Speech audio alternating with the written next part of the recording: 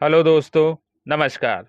स्वागत है आपका स्पर्धा the education world YouTube channel पर। दोस्तों, यदि नोबेल पुरस्कार की बात की जाए तो यह विश्व का सबसे चर्चित एवं प्रतिष्ठित पुरस्कार है। विश्व का प्रत्येक नागरिक अपने जीवन काल में एक न एक बार इस पुरस्कार को प्राप्त करना चाहता है। दोस्तों, यदि इस पुरस्कार की बात करें तो इस प्रकार के पुरस्कार की संकल्पना या यूं कहें कि रूपरेखा जिस व्यक्ति ने तैयार की और जिसके नाम पर इस पुरस्कार का नाम नोबेल पुरस्कार पड़ा, वह व्यक्ति और कोई नहीं, अल्फ्रेड बर्नहार्ड नोबेल थे, जो एक स्वीडिश वैज्ञानिक और केमिकल इंजीनियर थे। आइए दोस्तों, इनके विषय में थोड़ा संक्षिप्त रूप से समझते हैं और इनके जीवन को जानते हैं। यदि हम अल्फ्रेड नोबेल के जीवन की बात करें तो इनका जो जन्म था वह स्वीडन के स्टॉकहोम शहर में 1833 ईस्वी में हुआ था, जहां इन्होंने अपने जीवन के प्रारंभिक 9 वर्ष बिताए। 9 वर्ष की अवस्था तक आते आते इनका परिवार इन्हें लेकर रूस चला गया, जहां इन्होंने अपनी प्रारंभिक और उच्च शिक्षा प्राप्त की और एक वैज्ञानिक और केमिकल इंजीनियर के रूप में प्रसिद्ध हुए। 1867 में अपने शोधों के दौरान इन्होंने डायनामाइट नामक एक अत्यंत विस्फोटक पदार्थ की खोज की, जिसने मानव जाति को कई हद तक प्रभावित किया। क्योंकि इन्होंने डायनामाइट की खोज विश्व मानव जाति की भलाई के लिए की थी, लेकिन वह इसकी भयावहता और विनाशकारी शक्ति से भली भांति परिचित थे। इसलिए उनके मन में कहीं न कहीं यह भी रहता था कि यदि इसका प्रयोग सही ढंग से किया जाएगा तो यह मानव जाति के अत्यंत लाभकारी सिद्ध होगा, और यदि इसका प्रयोग सही तरीके से नहीं किया जाएगा, निजी स्वार्थों के रूप में किया जाएगा, तो इसका जो प्रभाव है वह मानव जाति के लिए अत्यंत घातक सिद्ध होगा। और कालांतर आते आते वह बात सत्य भी हुई। 1914 का प्रथम विश्व युद्ध ले लीजिए, या 1939 और 1945 के बीच का द्वितीय विश्व युद्ध ले लीजिए, विभिन्न प्रकार के हथियारों में, चाहे वह टैंक हो, मिसाइल हो या बुलेट हो, इसके प्रयोग ने मानव जाति का सर्वनाश किया, जिसकी कल्पना अल्फ्रेड नोबेल ने अपने जीवन काल के दौरान भी नहीं सोची होगी कि इस प्रकार से उनके द्वारा आविष्कार किए गए, खोजे गए पदार्थ डायनामाइट से इस प्रकार के घातक हथियारों को बनाया जाएगा। बहरहाल दोस्तों, कोई भी वैज्ञानिक यह नहीं सोचता कि उसके द्वारा बनाए गए हथियारों से मानव जाति या फिर मानवता को कष्ट पहुंचे। हर वैज्ञानिक का यही प्रयास होता है कि उसके आविष्कार कहीं न कहीं मानव के लिए उपयोगी सिद्ध हों। यही सोचकर अल्फ्रेड नोबेल ने भी डायनामाइट की खोज की थी और इसके प्रयोग को बताया था। दोस्तों, अल्फ्रेड नोबेल आजीवन अविवाहित रहे। अपने शोधों और डायनामाइट के आविष्कार से उनकी प्रसिद्धि विश्व में हुई, जिसके कारण उनके पास संपत्ति और धन की कोई कमी नहीं रही। दोस्तों, अल्फ्रेड नोबेल को उनके आविष्कार डायनामाइट के लिए न केवल प्रसिद्धि प्राप्त हुई, अपितु उन्हें विभिन्न देशों ने पुरस्कृत भी किया, जिसके कारण उनके पास संपत्ति का एक अकूत भंडार एकत्रित हो गया। अब चूंकि वह अविवाहित थे, तो उनके मन में यह आता था कि उनकी मृत्यु के बाद इस अकूत संपत्ति का उत्तराधिकारी कौन होगा। इसी उत्तराधिकारी के सोचने विचारने के चक्कर में उनके मन में एक विचार ने जन्म लिया। उन्होंने सोचा कि मैंने अपने आविष्कार के माध्यम से इस इतनी प्रसिद्धि प्राप्त की है और मेरे पास इतनी संपत्ति हो गई है कि जिसे मैं एक ऐसे कार्य में लगाऊं जिससे मानवता का भला भी हो और जिससे लोगों का कल्याण भी हो। तो उनके दिमाग में एक विशेष विचार उत्पन्न हुआ। उन्होंने अपनी संपत्ति में से कुछ संपत्ति को एक बैंक में जमा करा दिया गया और एक वसीयत बनवाई, जिसमें उन्होंने यह घोषणा की कि उनके द्वारा छोड़े गए धन पर मिलने वाले ब्याज से, या यूं कहें कि मिलने वाले ब्याज को ऐसे व्यक्तियों के बीच वार्षिक रूप में बांटा जाएगा जिन्होंने विज्ञान, साहित्य, शांति और अर्थशास्त्र के क्षेत्र में उत्कृष्ट योगदान दिया हो। जिनके आविष्कारों ने कहीं न कहीं मानव जाति को लाभान्वित किया हो। साहित्य से शुरू करते हैं। साहित्य के क्षेत्र में विगत 3 वर्षों अर्थात 2019, 2018 व 2017 में किन्हें यह प्रदान किया गया, यह देखते हैं। चलिए दोस्तों शुरू करते हैं। दोस्तों 2019 में जिन्हें साहित्य का नोबेल पुरस्कार प्रदान किया गया उनका नाम पीटर हैंडके हैं, जो ऑस्ट्रिया के प्रसिद्ध उपन्यासकार हैं, जिनको उनकी कृति द सॉरो बियॉन्ड ड्रीम्स के लिए यह पुरस्कार दिया गया, जिसे उन्होंने अपनी मां की खुदकुशी से प्रभावित होकर लिखा। उनके समस्त लेखन को देखें तो उनके लेखन में मानव अनुभव की परिधि और विशिष्टता को भाषाई सरलता के जरिए खोजने का प्रयास किया गया है। दोस्तों 2018 का साहित्य का नोबेल पुरस्कार ओल्गा ताकाजुर्क को, जो कि पोलैंड की प्रसिद्ध उपन्यासकार हैं, को दिया गया।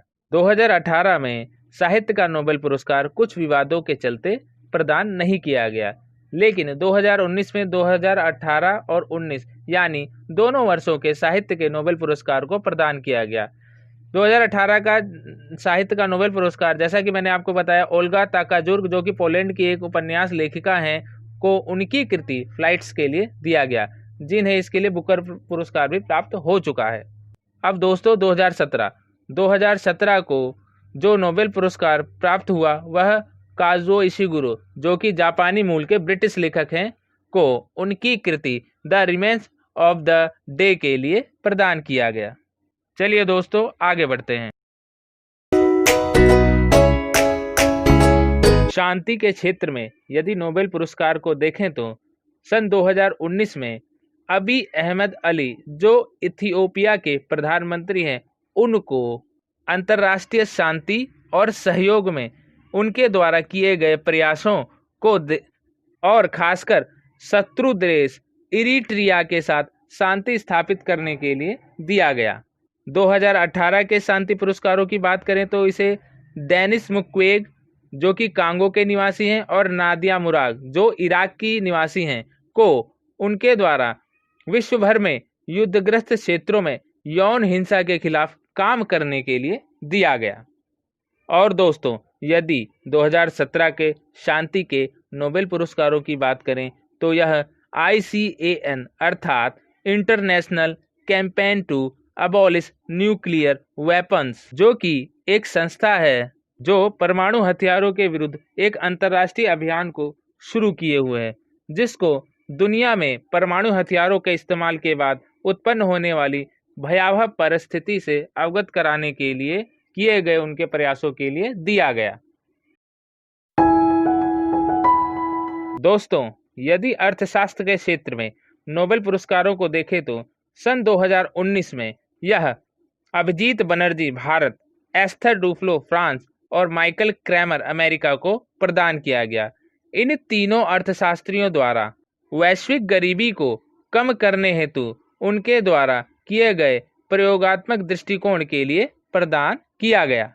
सन 2018 का अर्थशास्त्र में नोबेल विलियम नॉर्दहॉर्स और पॉल एम रोमर, जो कि दोनों ही अमेरिका के अर्थशास्त्री हैं, को उनके द्वारा जलवायु परिवर्तन से अर्थव्यवस्था पर पड़ने वाले प्रभाव को समझने व समझाने के लिए दिया गया। और यदि 2017 के अर्थशास्त्र में दिए गए नोबेल की बात करें तो यह रिचर्ड एच थेलर, जो कि अमेरिकी अर्थशास्त्री हैं, को उनके द्वारा व्यवहारिक अर्थशास्त्र में दिए गए योगदान के लिए यह पुरस्कार प्रदान किया गया। दोस्तों यदि रसायन के क्षेत्र में दिए गए नोबेल पुरस्कारों को देखें तो सन 2019 में जॉन सी गुडइनफ, जो कि अमेरिका के रसायन शास्त्री हैं, स्टैनली विथिंगम, जो ब्रिटेन के रसायन शास्त्री हैं, और अकीरो योशिनो, जो कि जापान के रसायन शास्त्री हैं, इन तीनों को संयुक्त रूप से उनके द्वारा लिथियम आयन बैटरी विकसित करने के लिए यह प्रदान किया गया। 2018 में यदि रसायन के क्षेत्र में दिए गए नोबेल पुरस्कार को देखें तो यह फ्रांसिस अर्नल्ड, जो कि अमेरिका के रसायन शास्त्री हैं, जॉर्ज पी स्मिथ, ये भी अमेरिका के रसायन शास्त्री हैं, और ग्रेगरी पी विंटर, जो कि ब्रिटेन के रसायन शास्त्री हैं, को उनके द्वारा क्रमिक विकास के सिद्धांत का उपयोग कर जैव ईंधन से लेकर औषधि तक में इस्तेमाल होने वाले एंजाइम को विकसित करने के लिए प्रदान किया गया। और 2017 में यदि रसायन के क्षेत्र में दिए गए नोबेल पुरस्कारों को देखें तो यह जैक डुबोसे, जोकिम फ्रैंक और रिचर्ड हेंडरसन, ये तीनों ही अमेरिका के रसायन शास्त्री हैं को उनके द्वारा बायोमोलिक्यूल्स के समाधान के उच्च संकल्प संरचना के निर्धारण के लिए क्रायो इलेक्ट्रॉन माइक्रोस्कोपी को विकसित करने के लिए प्रदान किया गया। दोस्तों, यदि भौतिकी के क्षेत्रों में दिए गए नोबेल पुरस्कारों को देखें तो सन 2019 में जेम्स पॉवेल, जो कि अमेरिका के भौतिक शास्त्री हैं, मिशेल मेयर स्विट्जरलैंड के और दिदियर क्वेलोज, ये भी स्विट्जरलैंड के भौतिक शास्त्री हैं, को उनके द्वारा ब्रह्मांड विज्ञान पर नए सिद्धांत अर्थात सौरमंडल से परे एक और ग्रह खोजने के लिए प्रदान किया गया। 2018 के भौतिकी के क्षेत्र में दिए गए नोबेल पुरस्कार को देखें तो यह आर्थर ऑस्किन, जो कि अमेरिका के भौतिक शास्त्री हैं, गेरार्ड मोरेउ, जो कि फ्रांस के हैं, और डोन्ना स्ट्रिकलैंड, जो कि कनाडा की हैं, को उनके द्वारा लेजर फिजिक्स में किए गए उनके आविष्कारों के लिए प्रदान किया गया। दोस्तों, यदि 2017 के भौतिकी में दिए गए नोबेल पुरस्कारों को देखें तो यह रेनर वेस, बैरी बैरिस, किप थॉर्ने, तीनों ही अमेरिका के भौतिक विज्ञान शास्त्री थे, को उनके द्वारा LIGO डिटेक्टर और गुरुत्वाकर्षण तरंगों के अध्ययन व खोज के लिए प्रदान किया गया। तो यदि चिकित्सा के क्षेत्र में दिए गए नोबेल पुरस्कारों को देखें तो यह सन 2019 में विलियम जी कुलिन जूनियर, ग्रेग सेमेंजा, दोनों ही अमेरिका के चिकित्सा शास्त्री हैं और दोनों को संयुक्त रूप से ऑक्सीजन की उपलब्धता को मानव कोशिकाएं महसूस करती हैं व उनके अनुकूल बनती हैं की खोज के लिए यह प्रतिष्ठित पुरस्कार प्रदान किया गया। 2018 में यदि देखें तो जेम्स पी एलिसन अमेरिका, तासुको हाजो जापान को संयुक्त रूप से कैंसर थेरेपी की खोज के लिए यह पुरस्कार प्रदान किया गया।